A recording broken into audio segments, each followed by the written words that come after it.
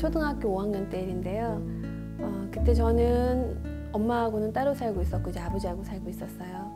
그때 저희 반 한 친구가 이제 저한테 이제 수시로 어떤 말을 했었냐면 너 엄마 없지? 니네 집에 엄마 없지? 이런 얘기를 했었어요. 근데 그때는 그게 굉장히 상처가 됐었는데 그 말에 제가 아무런 답을 못했어요. 왜냐면 그게 사실이니까.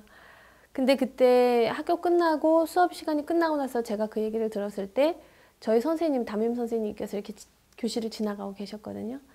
그래가지고 들어오셔서 그 얘기를 들으시고 저희를 앉혀놓고 이렇게 얘기를 하셨던 기억이 나요. 부모님하고 같이 사는 친구도 있고 또 할머니, 할아버지하고 같이 사는 친구도 있다. 그리고 부모님이랑 같이 살고 있지 않다고 해서 엄마나 아빠가 없는 건 절대 아니다. 그리고 엄마 아빠랑 따로 산다고 해서 그게 니네들 잘못이거나 책임도 아니다. 친구한테 그런 말을 해서는 안 된다. 이렇게 얘기를 하셨어요. 근데 그 얘기를 하실 때 제가 굉장히 인상에 남았던 이유는 저를 보면서 얘기하셨어요. 그 얘기를 듣고 집에 가면서 제 기억 속에 굉장히 정확히 기억나는 한 장면은 제가 되게 많이 울었는데 울면서 굉장히 홀가분했던 그 기억이 나요. 제가 이 말씀을 드리는 이유는 우리가 누군가한테 이렇게 상처받고 그리고 이 아이가 가정에서도 너무 힘든 것 같고 이래서 선생님들이 이 아이를 돌봐주고 싶고 그럴 때 진심을 가지고 그 아이를 대하면 아이가 그걸 꼭 전달받는다는 생각이 들어요. 근데 만약에 그냥 흘려가면서 그런 얘기를 똑같은 얘기를 할지라도 흘려가면서 하셨다면 어쩌면 제 마음속에 그렇게 각인은 안 됐을지도 모르겠어요.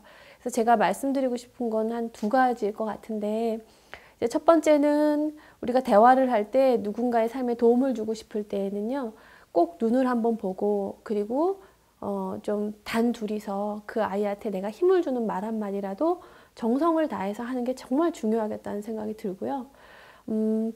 제 기억에는 별로 없지만 만약에 제가 글로 돌아가서 선생님으로서 만약에 아이한테 말을 한다면 선생님이 뭐라고 너한테 얘기했는지 너가 지금 들은 대로 한번 다시 얘기해 볼래? 라고 해서 그 아이가 그 말을 함으로써 자신이 들을 수 있는 그런 기회까지 줄 수 있으면 너무 좋지 않을까 싶은 마음이 들어요. 그리고 또 하나는 저는 그 당시에 선생님께서 그 말을 저한테 해주셨을 때 그게 제 삶에 그렇게 큰 도움이 되고 힘이 될 거라는 걸 그때는 몰랐던 것 같아요. 그때 살면서 어른이 되면서 또 어린이 되어가는 과정에서 힘들 때마다 그 선생님하고 또 다른 몇 분의 선생님들이 떠오르세요. 왜 그분들이 떠오를까를 곰곰이 생각해 보면 그 힘들 때마다 저한테 힘이 됐었던 그 기억의 합이었던 것 같아요. 그래서 아마 우리 선생님께서는 그 한 학년을 이제 다 맡으실 거고요. 그동안 그 아이만 돌보실 수는 없을 거예요.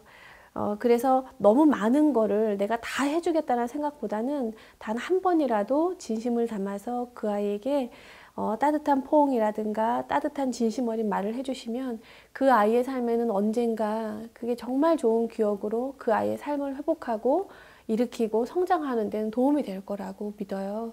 우리가 아이들이 아무리 각박하고 또 교육 현장이 굉장히 건조해졌다고 해도 또 우리 선생님들과 같은 분들이 가정에서 다 충분히 돌봄이 이루어지는 아이들, 또 기관에서 충분한 돌봄이 이루어지지 않는 아이들을 위해서 어떻게 하면 이 아이한테 도움이 되고 또 치유하는 데 내가 좀 기여할 수 있을까라는 고민을 하신다는 그 자체가 굉장히 값지고 또 아름다운 또 선생님이기 때문에 할 수 있는 도전이 아닌가 하는 생각이 들어서 아주 감사하는 마음이 듭니다. 고맙습니다, 선생님.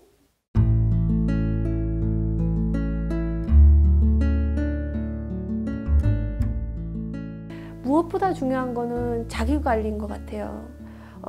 저도 아이가 숙제를 예를 들어 안 하면은요, 제가 그날따라 컨디션이 되게 좋을 때가 있어요. 마음도 행복하고 막 일도 잘 되고 그러면 아유 왜 숙제 안 했어? 들어가서 숙제하자. 이렇게 얘기가 나오는데 제가 몸도 아프고 지치고 피곤할 때 아이가 숙제를 안 하면 넌 도대체 집에서 하는 게 뭐가 있냐 네가? 이런 말이 이렇게 나와버리려고 하는 거예요. 그래서 제일 중요한 건 그 아이도 물론 도움이 필요하고 변화가 필요하지만 우리 선생님이 먼저 행복하고 마음이 건강할 수 있는가 그거를 먼저 보시는 게 굉장히 중요할 것 같고 또 그러기 위해서 노력을 하시면 참 좋을 것 같아요. 이제 두 번째는 제가 굉장히 도전적인 일이 있었는데 그 일반 우리 공교육에서는 조금 잘 적응하기 힘들다 하는 아이들을 모아서 대화 교육을 간 적이 있었어요. 근데 얘네들한테 첫 회기 강의를 하는데 한 명을 빼고 수업 시작한 지 한 6분 만에 다 엎드리는 거예요. 그리고 한 명한테 제가 고마워서 이렇게 보니까 핸드폰을 하고 있는 거예요. 엄청나게 좌절스러웠었어요. 그래서 이걸 어떻게 할까 고민을 하다가 같이 간 선생님이 계셨는데 우리가 우선 1대1로 아이들한테 규칙을 먼저 좀 만들자. 그래가지고 제가 아이들하고 규칙을 한번 좀 정해봤어요. 근데 이제 여기서 중요한 건 선택권을 아이한테 주는 거예요. 근데 아이들 대부분이 자기네들은 늦게 자기 때문에 이 오전 시간이 너무 졸리다는 거예요. 그래서 제가 선생님은 너네들한테 수업을 잘 하고 싶은데 그럼 어떻게 하면 좋을까요? 라고 물어봤더니 한 아이가 뒷자리에 의자랑 책상을 마련해 주고 자기네가 졸리면 거기서 좀 자다 올 수 있게 해달라 그러더라고요. 좀 염려가 되는 거죠. 얘네들이 거기 다 가고 다 자고 안 오면 어떡하나. 그럼 난 망하는데. 근데 한 아이가 야 15분은 너무 많지. 한 10분만 하자. 선생님 10분 어때요? 라고 얘기를 하는데 제가 거기서 저도 좋다고 그랬어요. 근데 굉장히 고마웠던 기억은 한 남자아이가 그 다음번 회기 때 글로 가더라고요. 그리고 모자를 눌러 쓰고 엎드려서 자더라고요. 그래서 저는 불안했어요. 이 아이가 과연 시간을 지켜줄까. 근데 이제 믿고 있었는데 어느 정도 시간이 지나서 아이가 오는 거예요. 그래서 제가 고맙다라고 얘기했어요. 시간을 지켜줘서 고맙다. 그랬더니 그 아이가 저를 보면서 약속한 거잖아요. 이렇게 얘기를 하더라고요. 저는 그때 진짜 희망적이었었어요. 앞으로 이 아이들이랑 한 6번을 더 수업을 해야 되는데 아이가 스스로 먼저 자기가 하겠다고 한 거에 대해서 해주는 거 그게 얼마나 고마웠는지 몰라요. 그거는 제가 아이들에 대해서 신뢰로 회복할 수 있는 기회였었고요. 또 하나를 말씀드리고 싶은데 그거는 정말 중요한 거라고 생각되는데 우리가 아이들이 규칙을 어기거나 약속한 걸 지키지 않으면 힘을 쓰잖아요.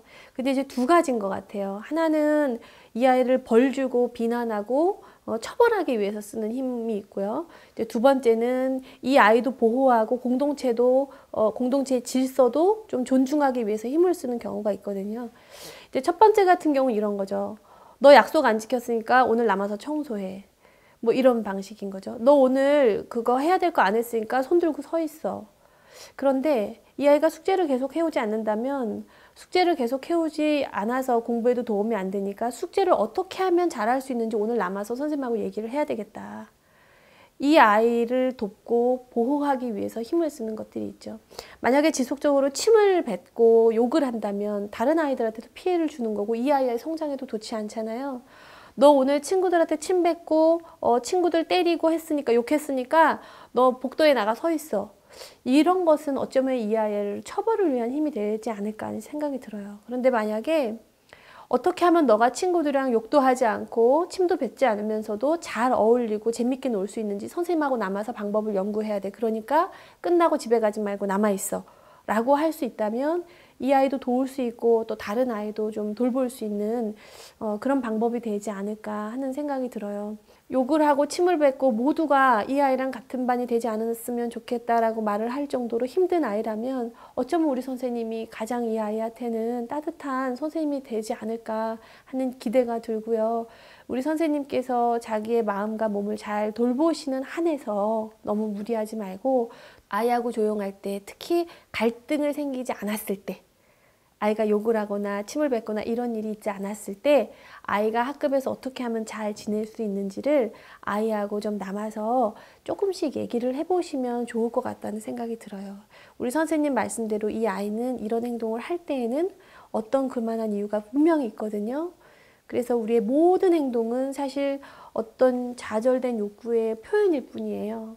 아이가 운다면 뭐 배가 고프다는 표현일 수 있고요.